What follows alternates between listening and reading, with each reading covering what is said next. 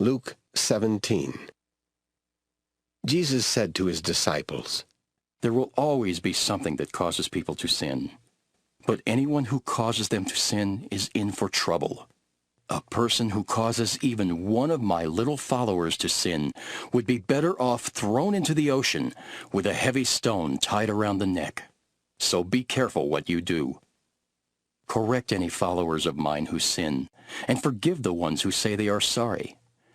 Even if one of them mistreats you 7 times in one day and says, I am sorry, you should still forgive that person. The apostles said to the Lord, Make our faith stronger.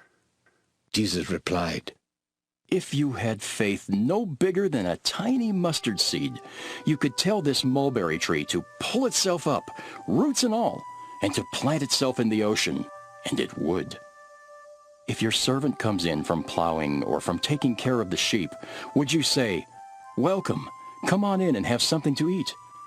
No, you wouldn't say that. You would say, Fix me something to eat. Get ready to serve me so I can have my meal. Then later on, you can eat and drink. Servants don't deserve special thanks for doing what they are supposed to do. And that's how it should be with you. When you've done all you should, then say, We are merely servants, and we have simply done our duty.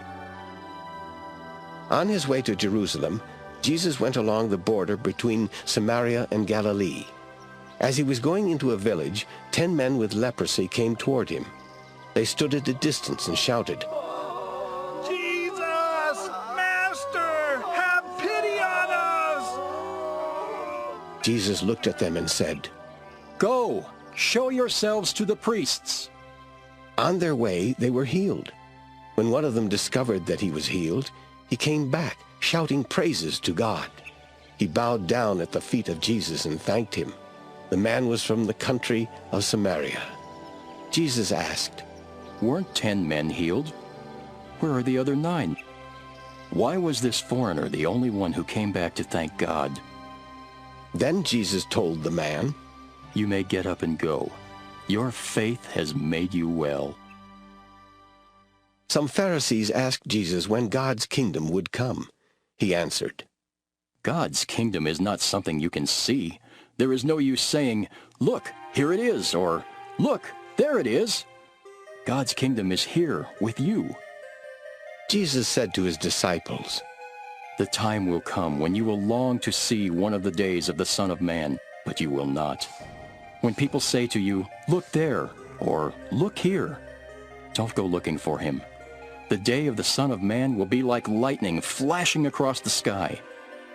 But first, he must suffer terribly and be rejected by the people of today. When the Son of Man comes, things will be just as they were when Noah lived. People were eating, drinking, and getting married right up to the day when Noah went into the big boat. Then the flood came and drowned everyone on earth. When Lot lived, people were also eating and drinking. They were buying, selling, planting, and building. But on the very day Lot left Sodom, fiery flames poured down from the sky and killed everyone. The same will happen on the day when the Son of Man appears.